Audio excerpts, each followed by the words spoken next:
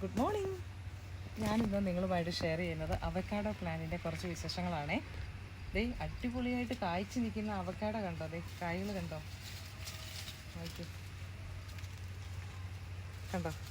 ഇത് ശരിക്കും പറഞ്ഞാൽ ഉണ്ടല്ലോ, ഇതൊരു വലിയ വലിപ്പവുമില്ല, എന്നാൽ ബുഷായിട്ട് നിൽക്കുന്ന ഒരു മരമാണേ. കുറേ ശിഖരങ്ങളും ഒക്കെ ആയിട്ട് അടിപൊളിയായിട്ട് കായ്ച്ചു നിൽക്കുന്ന ഒരു മരമാണ്. നിറച്ച് കായ്കളുണ്ട്, നിറച്ച് കായ്കൾ കാണിക്കാം. നിറച്ച് കായ്കളുള്ള ഒരു മരമാണേ. കണ്ടോ കണ്ടോ ഈ മരത്തിൽ കായ്കൾ നിൽക്കുന്ന കണ്ടോ? നമുക്ക് ഈ ഇങ്ങനെയുള്ള ഫ്രൂട്ട്സൊക്കെ കായ്ച്ച് നിൽക്കുന്ന കാഴ്ച എന്ന് പറഞ്ഞാൽ ഭയങ്കര സന്തോഷമുള്ള കാഴ്ചകളാണ്. ഈ അവക്കാഡോയുടെയൊക്കെ കാഴ്ചകൾ കൊലകൊലയായിട്ട് കായ്കളുണ്ട്. ഒത്തിരി അങ്ങ് ഹൈറ്റിൽ പോയിട്ടുമില്ല, എന്നാലും നല്ല ശിഖരങ്ങളും ഒക്കെ ആയിട്ട് നമുക്ക് കാഴ്ചയ്ക്ക് നല്ല ഭംഗിയിലാണ് ഈ മരത്തിൻ്റെ നിപ്പ്. കണ്ടോ?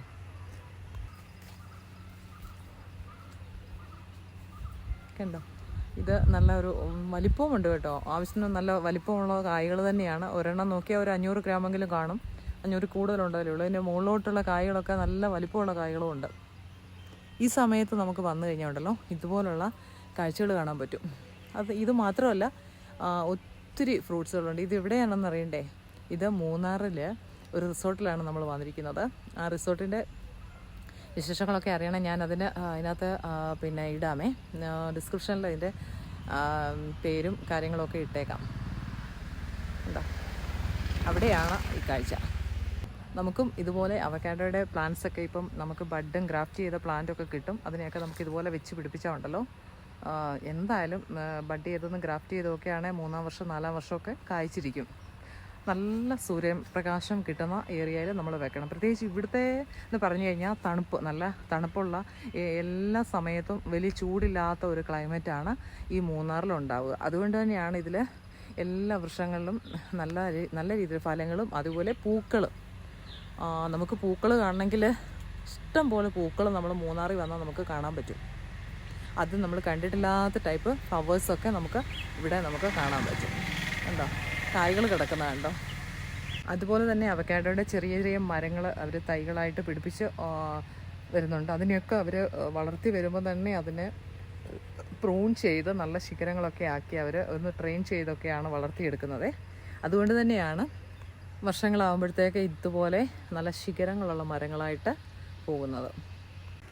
നമുക്കറിയാം, മാർക്കറ്റുകളിലൊക്കെ നല്ല വിലയുള്ളൊരു ഫ്രൂട്ടാണ് ഈ അവക്കാഡോ എന്ന് പറയുന്നത്. അപ്പോൾ തന്നെ നമുക്ക് നമ്മുടെ വീടുകളിലൊക്കെ ഇതുപോലെ കായ്ച്ചു കിട്ടിയാൽ എന്ത് സന്തോഷമായിരിക്കും. നോക്കി കണ്ടോ? ഇത് നല്ല വലുപ്പമുണ്ടേ ഈ കായ്കൾക്ക്. കണ്ടോ? ഇപ്പം നല്ല പൂക്കൾ കണ്ടോ? ഇതിൻ്റെ പൂക്കൾ വരുന്ന ഒരു കാഴ്ചയാണ്. കണ്ടോ? പൂക്കളാണേ, ഫ്ലവേഴ്സ് ഇങ്ങനെ വന്നുകൊണ്ടിരിക്കുവാണ് അവക്കാഡോയുടെ. ഇവിടെ നല്ല മഞ്ഞ് ഇങ്ങനെ പൊഴിയുന്ന ഒരു പ്രദേശങ്ങളാണല്ലോ മൂന്നാറിനുള്ളത്. അപ്പോൾ ഈ മഞ്ഞ് ഏറ്റവും നമ്മുടെ പൂക്കൾക്കും അതുപോലെ തന്നെ ഫലവൃക്ഷങ്ങളൊക്കെ കായ്ക്കാൻ വേണ്ടി നല്ലതാണ്. ചെറിയ രീതിയിലുള്ള ഒരു മഞ്ഞുവീഴ്ചയൊക്കെ വരുമ്പോൾ നിറയെ കായ്കളുണ്ടാവും. അതാണ് ഇവിടുത്തെ ഒരു പ്രത്യേകത. നമുക്ക് ഏറ്റവും വൈറ്റമിൻസിൻ്റെയൊക്കെ കലവറയാണ് ഈ അവക്കാഡോ എന്ന് പറയുന്നത്. എണ്ണപ്പഴം എന്നാണല്ലോ ഇതിന് പറയുന്നത്, ബട്ടർ ഫ്രൂട്ട്. അപ്പോൾ ഇത് ഇങ്ങനെയുള്ള ഫ്രൂട്ട്സ് പ്ലാന്റുകൾ നമ്മൾ വെച്ച് പിടിപ്പിക്കാൻ പ്രത്യേകം ശ്രദ്ധിക്കുക. അതും ഗ്രാഫ്റ്റഡ് ആയിട്ടുള്ളതും ബഡ് ചെയ്ത പ്ലാന്റുകൾ വെച്ചാൽ പെട്ടെന്ന് നമുക്ക് പിടിച്ചു കിട്ടും. അല്ലെങ്കിൽ നമ്മൾ സീഡ് മുളപ്പിച്ചിട്ട് അതിനെ ഗ്രാഫ്റ്റ് ചെയ്യാൻ ശ്രദ്ധിക്കുക. ഞാൻ ഗ്രാഫ്റ്റ് ചെയ്ത പ്ലാന്റ് ഞാൻ നിങ്ങളെ കാണിച്ചായിരുന്നു. അപ്പോൾ നമുക്ക് അങ്ങനെയും ചെയ്യാൻ പറ്റും. ഈ സീസണിലാണ് നമ്മൾ ഗ്രാഫ്റ്റ് ചെയ്യേണ്ടത്.